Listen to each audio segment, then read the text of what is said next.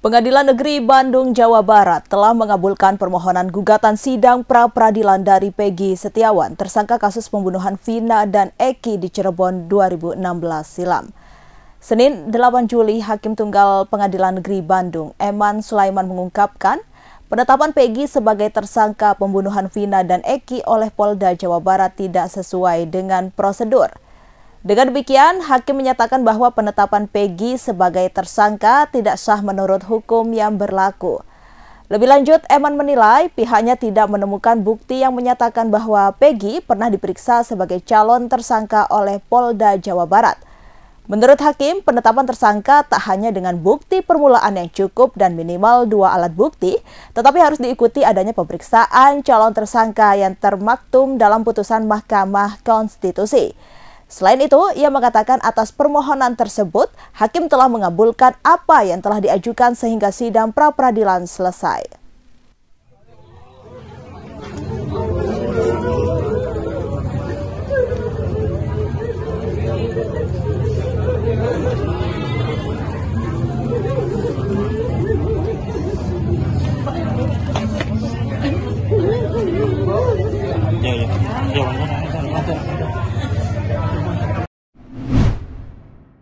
Nasib Joe Biden dalam pemilihan Presiden Amerika Serikat 2024 kali ini kian runyam setelah penampilan buruknya di debat perdana melawan calon presiden dari Partai Republik Donald Trump. Tak hanya diserang komentar pedas oposisi dari anggota Partai Republik terkait penampilannya yang banyak terbata-bata, Joe Biden ternyata juga menjadi target sasaran kritik oleh rekan kadernya sendiri di Partai Demokrat. Tak tanggung-tanggung, sejumlah petinggi Partai Demokrat secara blak-blakan meminta Joe Biden untuk mundur dari gelaran Pilpres Amerika Serikat kali ini. Dikutip Tribun News dari CNN pada hari Minggu 7 Juli 2024, sejumlah anggota kader ranking tinggi Partai Demokrat di Dewan Perwakilan Rakyat Amerika Serikat telah memberitahu pemimpin minoritas Dewan Hakim Jeffries agar Presiden Joe Biden mundur dari kampanye 2024. Banyaknya aduan dari para anggota Partai Demokrat kepada Jeffries menyusul penampilan yang mengkhawatirkan dari Biden pada debat perdana Pilpres Amerika Serikat 2024 yang digelar bulan lalu. Pertemuan tersebut kabarnya diadakan sebelum para legislator kembali bekerja ke Washington pada awal pekan ini. Salah satu kekhawatiran yang diungkapkan dalam pertemuan 2 jam tersebut adalah kekhawatiran dalam internal partai yang memperkirakan penampilan buruk Joe Biden bisa juga mengancam peluang Demokrat untuk merebut mayoritas di Dewan dalam pemilu mendatang. Para kader Demokrat yang hadir dalam pertemuan tersebut secara umum mengaku bahwa seharusnya sosok wakil presiden tersebut adalah Kamala Harris yang seharusnya maju menjadi capres. Sosok narasumber CNN yang dirahasiakan identitasnya tersebut juga menyebut sepanjang pertemuan Jeffries enggan membagikan sikap pendiriannya terhadap Joe Biden kepada rekan-rekannya. Jeffries dikatakan masih mempertimbangkan tuntutan dari sesama kader Partai Demokrat mengenai apakah Biden sebaiknya melanjutkan pencalonannya untuk Pilpres ataupun tidak. Adapun menurut sumber dari CNN tersebut, jumlah legislator Demokrat yang secara eksplisit menyatakan bahwa Biden sebaiknya mundur lebih besar daripada yang mendukungnya untuk tetap bertahan. Artis sinetron Salsabila Adriani resmi menikah dengan Ibrahim Rishad. Keduanya melangsungkan pernikahan secara tertutup di Hotel Ayana Jakarta pada Minggu 7 Juli 2024. Salsabila dan Ibrahim Rishad membagikan potret pernikahan mereka di akun Instagram masing-masing. Dalam potret yang dibagikan, Salsabila dan Ibrahim tampak mengenakan pakaian adat Sunda. Sejumlah selebritis juga mengucapkan selamat atas kebahagiaan yang dibagikan oleh Salsabila dan juga Ibrahim. Seorang pria berinisial M asal desa Ketapanglau, Kecamatan Ketapang, Kabupaten Sampang, Madura, nyaris diamuk massa di tepi jalan raya desa Bira Tengah, Kecamatan Sokobanah, Kabupaten Sampang. Pria berusia 40 tahun itu diamankan warga setempat lantaran diduga mencopet salah satu warga yang tengah berada di kawasan setempat pada 7 Juli, sekitar pukul 9 pagi waktu Indonesia Barat. Untuk informasi selengkapnya akan disampaikan rekan Hanggara Pratama. Baik, terima kasih rekan Septiana dan selamat siang Tribuners dimanapun berada. dapat kami melaporkan bahwa aksi pencopetan di Jalan Raya Desa Bira Tengah, Kecamatan Sukobana, Kabupaten Sampang, Madura bermula saat pelaku berinisial M asal Desa Ketapang Lau, Kecamatan Ketapang, Kabupaten Sampang datang ke pelaku seorang diri menggunakan sepeda motor. Lalu pelaku memarkir kendaraannya di lokasi yang tidak jauh dari korban. Kemudian pelaku seketika menghampiri korban dan basa-basi mengajak ngobrol dengan gelagat mencurigakan, dan beberapa saat kemudian pelaku mulai beraksi. Pelaku secara diam-diam mengambil handphone dan dompet milik korban yang disimpan di dek depan sepeda motor korban. Mengetahui hal itu, korban bergegas menghampiri pelaku, namun pelaku langsung melarikan diri dengan sepeda motor milik pelaku. Kemudian korban langsung mengejar pelaku dengan sepeda motornya sembari berteriak maling berulang kali hingga mengundang simpatik para warga di sepanjang jalan setempat. Nasib baik masih menyelimuti karena korban berhasil mendekati pelaku dan mencoba menarik jaket pelaku hingga pelaku terjatuh.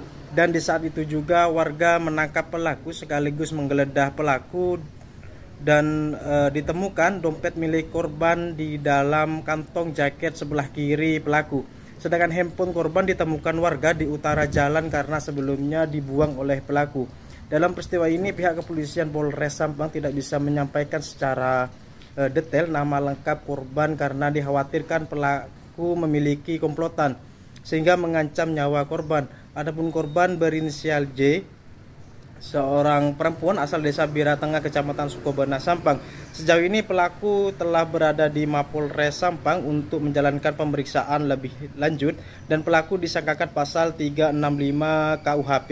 Terima kasih rekan Septiana, kembali ke studio. Kubu Peggy Setiawan mendesak Kapolri Jenderal Listio Sigit Prabowo untuk mencopot Irjen Ahmad Wiyagus dari jabatannya sebagai Kapolda Jawa Barat.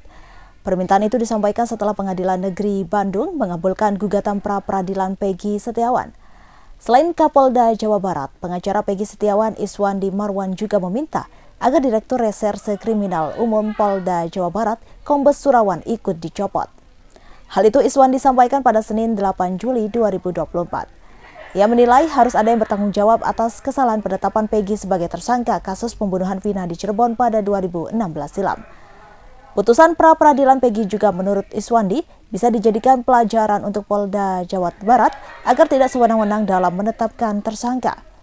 Lebih lanjut, Iswandi meminta agar pihak kepolisian mengganti rugi baik material maupun imaterial dan memulihkan nama baik kliennya tersebut.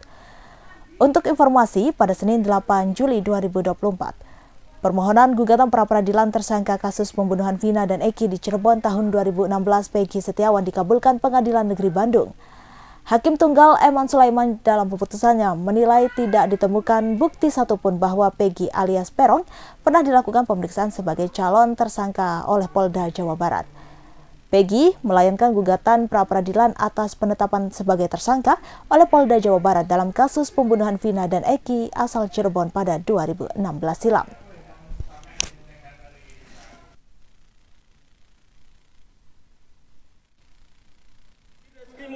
Proses disiplin. Gini, saya mau berpesan kepada Bapak Kapolda Jawa Barat. Ya. Yang terhormat, saya yakin Bapak Kapolda mantan penyidik KPK, ya, yang telah belajar mengenai ilmu kriminologi, ya, sehingga dengan dibatalkannya tersangka Peggy Setiawan, maka saya yakin Bapak Kapolda bisa untuk menangkap pelaku yang sebenarnya.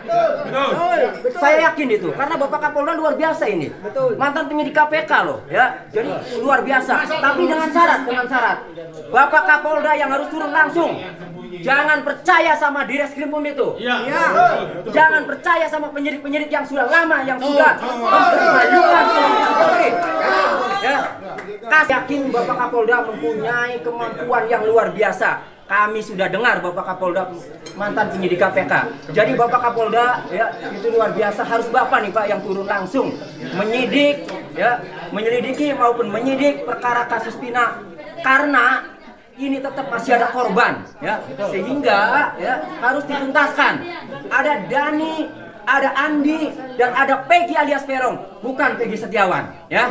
Oke, mohon Bapak Kapolda yang terhormat, Bapak lah yang harus turun langsung ini, Pak, karena Bapak yang mempunyai kemampuan, mempunyai integritas yang luar biasa, Bapak Kapolda ini, ya. Oh, bisa.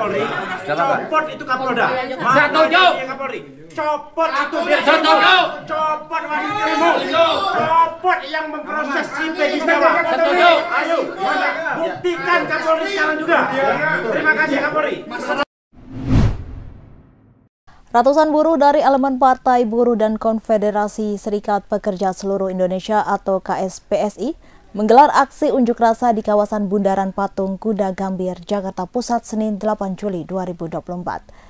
Dalam aksi tersebut, massa buruh memiliki setidaknya 2 tuntutan utama yang diharapkan segera direalisasikan oleh pemerintah. Adapun mereka menuntut agar Undang-Undang Omnibus Law Cipta Kerja segera dicabut dan menghapus kebijakan outsourcing serta menolak pembayaran upah murah.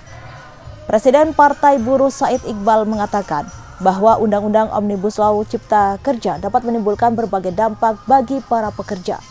Selain itu, Undang-Undang Sapu Jagat, kata Iqbal, juga mempengaruhi pembayaran pesangon untuk para pekerja jika nantinya telah pensiun. Oleh karena itu, Said Iqbal pun menegaskan bahwa pencabutan Undang-Undang Cipta Kerja menurutnya harga mati untuk segera dicabut. Alhasil dirinya pun berharap agar pemerintah segera mengeluarkan peraturan pengganti undang-undang untuk menganulir Undang-Undang Cipta Kerja.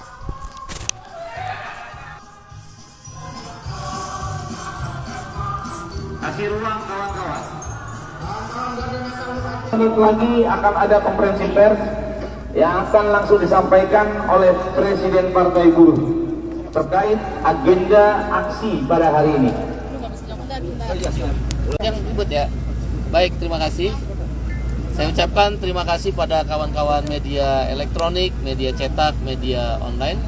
Pada hari ini Partai Buruh dan KSPI, KSPSI Andi Gani dan KPBI mengadakan aksi sekaligus bersamaan dengan sidang lanjutan dari Mahkamah Konstitusi. Partai Buruh, KSPI, KSPSI Andi Gani, KPBI, dan FSPMI, dan beberapa serikat buruh yang lain telah mengajukan gugatan judicial review untuk uji materil. Ya, uji materil. Hari ini adalah sidang saksi ahli. Mungkin minggu depan terakhir adalah sidang saksi fakta. Dan minggu depan saya akan hadir sebagai sidang saksi fakta terhadap uji materil Undang-Undang Cipta Kerja di Mahkamah Konstitusi. Setiap pasangan pasti mempunyai pernikahan impian.